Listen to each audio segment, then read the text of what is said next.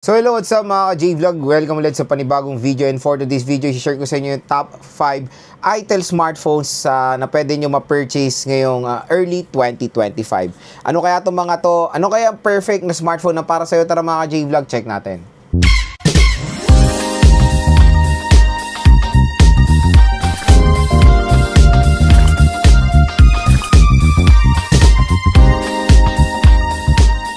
So yun mga ka-J-Vlog, another top 5 smartphones na naman tayo na mga pwede nating ma-purchase ngayong early 2025, and this time sa brand naman tayo ng ITEL. So karamihan ng mga sasabihin ko sa inyo ay na-review ko na po, unbox and game test. So mga last year devices to mga to, and ngayong 2025, early 2025 is wala pa namang gaano lumalabas na mga smartphones na entry and budget smartphone mula sa ITEL, Infinix at Tecno. Medyo tahimik pa sila dyan, yung mga Transsion company. Pero yon, kung bibili na kayo ng smartphone, magbibigay na ako sa inyo ng top 5 na pwede nyo nang ma-purchase. Na syempre, napakasulit pa rin ito ngayong early 2025. And don't worry, lahat po ng links sa mga products na yan, ilalagay ko po sa description box. I-check nyo na lang mga ka-J-Vlog. And start tayo sa top 5 at yan ng ITEL A50. So na-unbox na rin natin to last year nung late 2024 at sobrang sulit na itong smartphone na to. Unang-una, kung bakit siya sulit is yung presyo. So yung presyo niya, I know medyo magulo talaga ang mga presyo ng ITEL, Infinix at Tecno. So 3GB64 ay merong presyo na 3,199 or almost 3,200 pesos. Pero i-check natin siya ngayon sa official store ni ITEL sa Orange app. Is ang presyo niya ngayon, ang available is 3GB 128 na nagkakalaga ng 3,700 pesos. Not bad, super affordable pa rin. Pero yung 64GB is 3,200. At ang binili ko before is 64 naalala ko, nakuha ko lang siya for as low as 2,700. Biruin mo, nung launch date na itong A50 is 2,700 na lang siya. Napakamura, below 3,000 pesos na smartphone, pero maganda yung specifications. Again, itong presyo niya na 3,700, there's a possibility na makuha niya to ng mas mababa pag meron kayo mga mega voucher. Pero yon, available din naman to sa mga mall at para meron kayo idea kung magkano talaga yung original price niya. So, meron nga tayong 3GB64 at 3GB 128. And so far, sinesearch ko siya sa official store. Yun lang naman ang available ngayon, yung 3GB 128 na ITEL A50. Meron tayong 4GB64, 3,499 or almost 3,500 mga J-Vlog. Meron din tayong 3GB64 dito sa official store nila, 3,099. So mas mababa siya. Tapos meron kayong voucher, makukuha nyo pa rin to ng 2 plus pag sa 3,300. So shoutout sa mga naka-purchase ng device sa 3,300, especially this ITEL A50. Napakamura na lang mga J-Vlog. So kaya siya nasa listahan ko ng top 5. Unang-unang kinukonsider natin dyan is of course yung kanyang affordability. Below 4,000 pesos, reasonable din naman yung specs na ma-offer niya. So ano nga bang specs ng ITEL A50?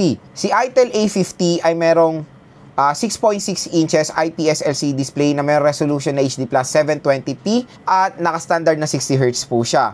Sa OS, naka-Android 14 Go Edition siya. So, Go Edition to na device which is, nagamit ko na to ITEL A50. Ang in-install ko dito is yung mga full version ng mga devices, na full version ng mga applications like TikTok, Facebook, Google. Working properly naman sila sa mga full version, kaya don't worry naman dyan. When it comes sa chipset, meron siya Unisoc T603 na merong octa-core CPU na merong clock speed na up to 1.8 GHz, and sa GPU, maganda GPU nito is Mali G57. So it can handle modern games like ML, COD, Genshin Impact, Manage Expectation. Baka mag-frame drop to, lalo na mababa kasi ang kanyang RAM, di ba? So 4GB ang pinaka-max na pwede nyo ma-purchase, 3GB ang pinaka-low. So I think when it comes sa mga ganyang RAM is not advisable sa mga heavy games. Pero like mga modern games ng ML, COD, kaya niya naman. Nag-game test ko na itong ITEL A50. So far, so good naman ang kanyang performance as a budget smartphone, ha. Syempre, pag naglalaro tayo or nag-game test, always na tinitignan ko rin is yung presyo niya.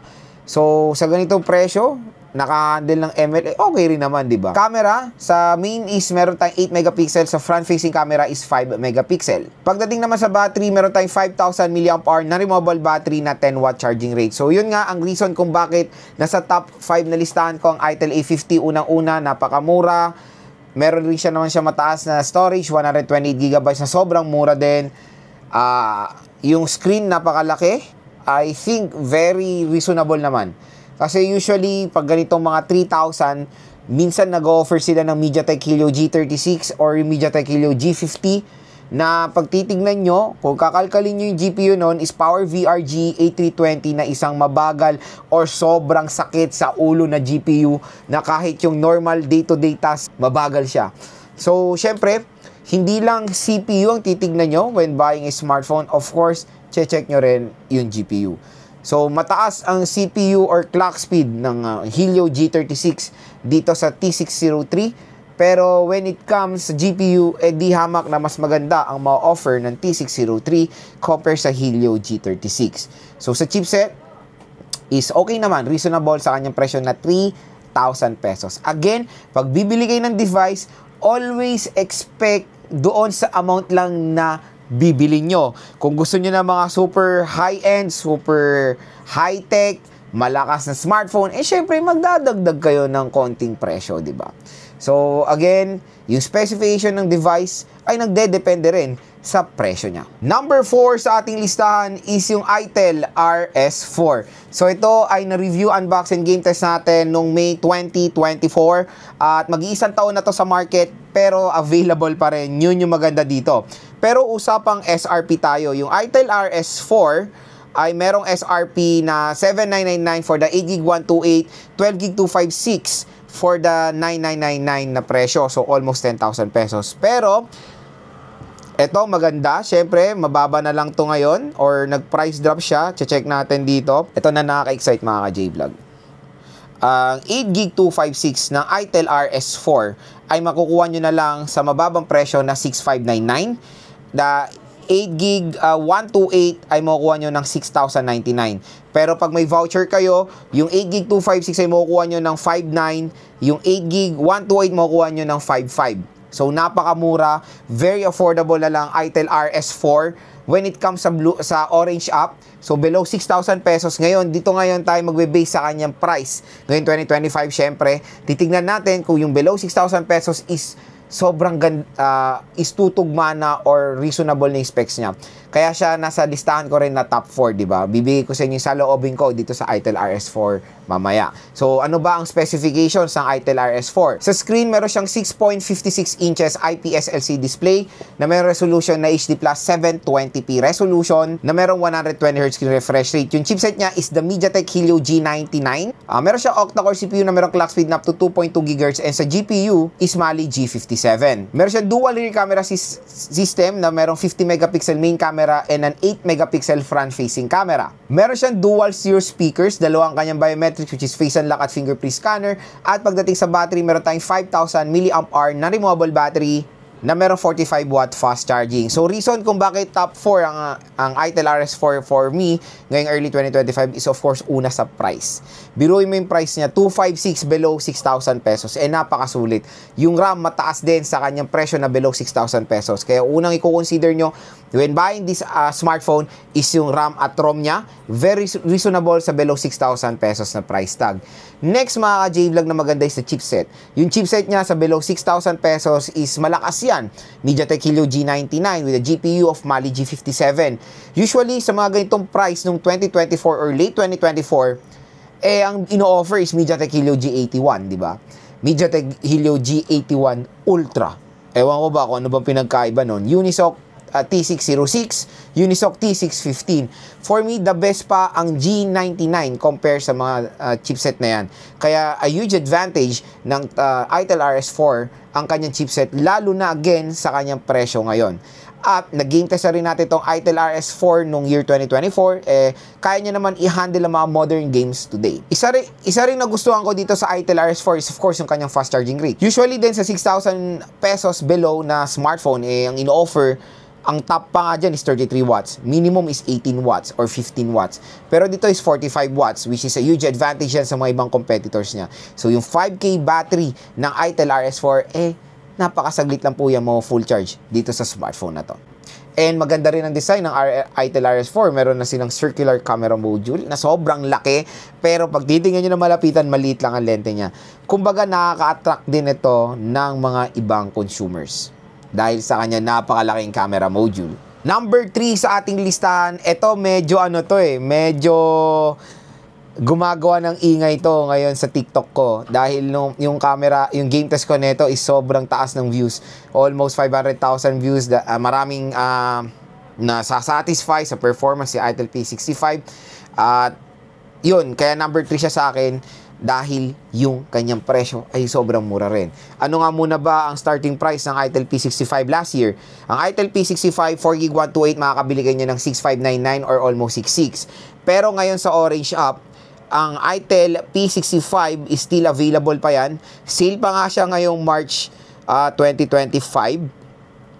Biruin nyo to mga J-Vlog Ang presyo niya for the 4GB 128, which is yun din naman yung 6,600, makukuha nyo na lang to sa halagang 4,500 pesos. At ang maganda dyan, pag meron pa kayong voucher ni Shopee, mas mura pa. Baka makuha nyo na lang ng 3,000 plus etong Itel P65. So, sobrang mura na lang netong device na to ngayong 2025, coming sa presyo na 6,600, di ba? Na I think mura rin naman, pero ngayong 2025, mas pinamura pa siya. Again, kung interested kayo dito sa mga units na to, yung product link nila ay nasa description box. So ano nga muna ba ang specs ni Itel P65? Meron siyang 6.7 inches HD Plus 720p resolution na merong IPS LCD display na 120Hz screen refresh rate. Next sa chipset, yung chipset niya is the Unisoc Tiger T612, the Unisoc Tiger T615 na merong octa-core CPU na merong clock speed up to 2.0 GHz, and sa GPU nakamali G57 siya. Meron siyang dual rear camera system na 50 megapixel main camera and an 8 megapixel front-facing camera. Meron siyang dalawang biometrics which is face unlock at fingerprint scanner. Yung speaker niya ay single lang.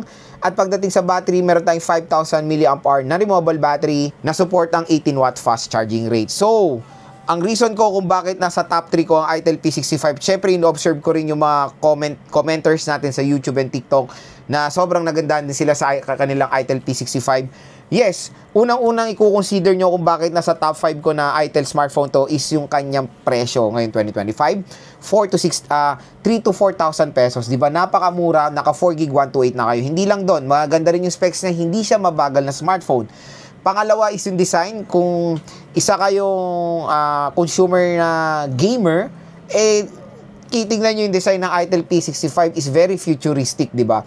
Naka-design talaga siya for an entry or budget gaming smartphone. I know yung chipset niya is not a gaming chipset, pero when it comes sa design kasi, yan yung parang hinihilang consumer ni Itel, yung mga gamer na naghahanap lang ng murang smartphone or yung mararaos lang yung kanilang mga games, kumbaga. When handling Genshin Impact, ibang usapan yan. Manage expectation, of course. Yung chipset niya is Unisoc T615. Siguro yung mga level na ganyan is ML, COD, Firelight 84, Honor of Kings. Kayang-kaya yan.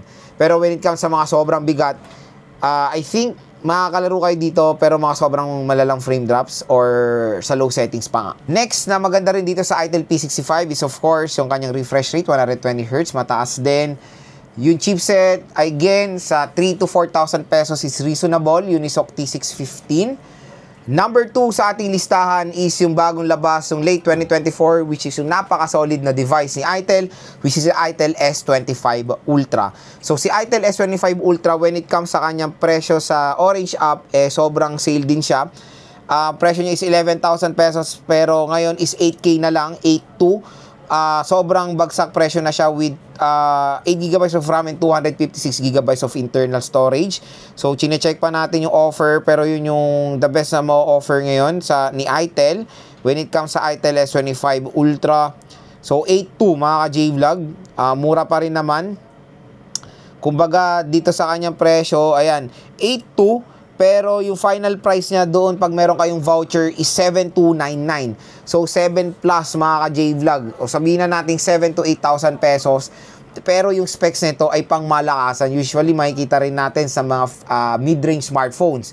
Like yung kanyang display, 6.78 inches AMOLED display na merong resolution na Full HD Plus 1080p na merong 120Hz screen refresh rate. At ang malupit pa dito sa Itel S25 Ultra, ay curve po yung kanyang display. So, an entry-level smartphone with a curved display, napakagandang deal yan mga ka-J-Vlog, or sobrang sulit.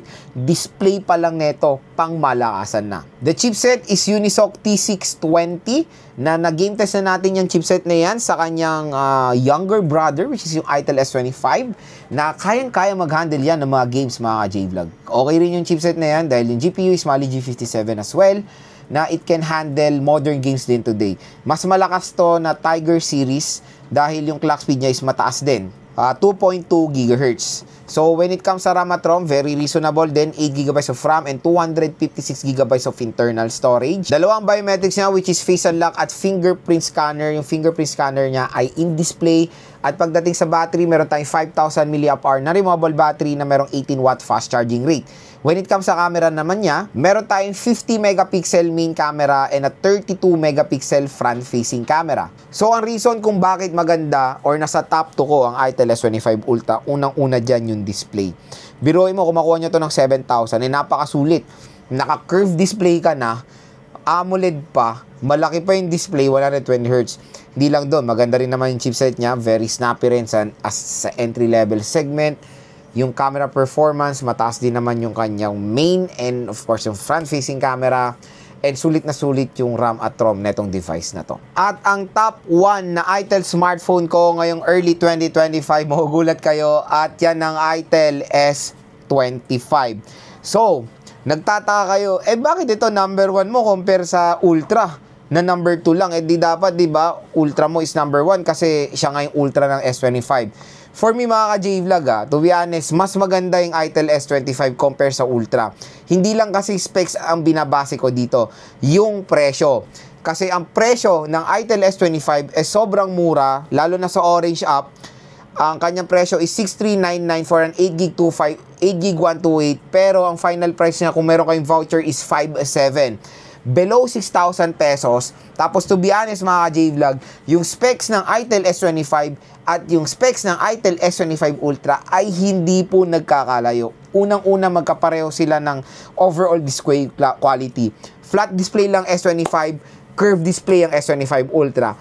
Pangalawa, pareho sila ng chipset, pareho silang in-display fingerprint scanner, pareho sila ng fast charging rate na 18 watts. So, ang dami nilang similarities. Medyo malayo yung kanilang presyo, nasa 2,000 plus ang kanilang price difference. Kung ganun din ang kanilang difference, tapos konti lang, again, kung ganun lang kakonti yung kanilang price difference at konti lang yung difference nila sa specs, I'll prefer the S25 all day, kumbaga mga J-Vlog. So, ano nga muna bang specs ng Itel S25? Ito yung sinasabi ko sa inyo, 6.78 inches din ng Itel S25 na merong AMOLED display, resolution is Full HD Plus 1080p with 120Hz screen refresh rate. So kung mapapansin nyo, almost the same lang sila ng specs ng Ultra, naging curve lang po yung Ultra. Next sa chipset, ito rin sinasabi ko, pareho sila ng chipset, Unisoc T620, na yon. For me, dapat pag Ultra, mas maganda pa yung binigay nilang chipset, to be honest. For a Ultra smartphone, tapos non-Ultra, dapat nga mas maganda yung chipset ng Itel S25 Ultra. Dapat ginawa nila itong MediaTek Helio G100, G99 Ultimate, para mas okay, kumbaga, angat ng konti yung S25 Ultra dito sa Itel S25. Again, pareho sila ng chipset, kaya sa mga naguguluhan, mas ipiprefer ko in the long run ang S25 non-Ultra ha. Camera, tulad sabi ko, pareho rin sila. 50 megapixel main camera and 32 megapixel front-facing camera. Biometrics, pareho rin na merong fingerprint scanner. In-display din to mga J-Vlog. Below 6,000 pesos. Merong in-display fingerprint scanner and napakasulit po niyan. When it comes to battery, pareho rin. 5K battery with an 18W fast charging rate. Kaya for me mga ka-J-Vlog, ito po ang top 1 ko, Itel S25. Dahil yung specs din na makikita natin sa S25 Ultra ay makikita rin natin karamihan sa S25 na mas affordable siya. Kumbaga, ang o-offer na lang ng S25 Ultra yung mas mataas na storage, 256, kasi dito is 128. Again, for a price na 128GB below 6K is yan na rin naman talagang pinaka-best minimum storage natin na pwedeng makuha. Kung gusto nyo na mas mataas sa storage, yun nga, mag-ultra kayo. Pero again, the S25 Ultra for me is top 1 dahil unang-unang kinukonsider ko dyan is yung kanyang affordability, yung kanyang display, maganda, camera, chipset is reasonable, battery mataas, And of course, maganda rin ang overall design niya. To be honest, mukha siyang Samsung Galaxy Z Fold 5 dahil sa kanyang very minimalist na camera module pero mukhang glass yung kanyang back cover. So ayan mga ka-J-Vlog yung top 5 itel smartphone ko ngayong early 2025. So sana nakatulong itong mga sinabi ko sa inyo kung nagde-decide kayo bumili ng mga murang smartphone. So itel brand, isa to sa mga the best nating marerecommend sa mga consumers out there dyan na naghahanap ng affordable smartphone na merong magandang specifications na ma-offer. Again, lahat ng kanilang product link nasa description box yan. I-check nyo na lang isa-isa. I-add to cart nyo na yan. Dahil napakamura po ng brand na to. Dahil napakamura rin ng brand na itel.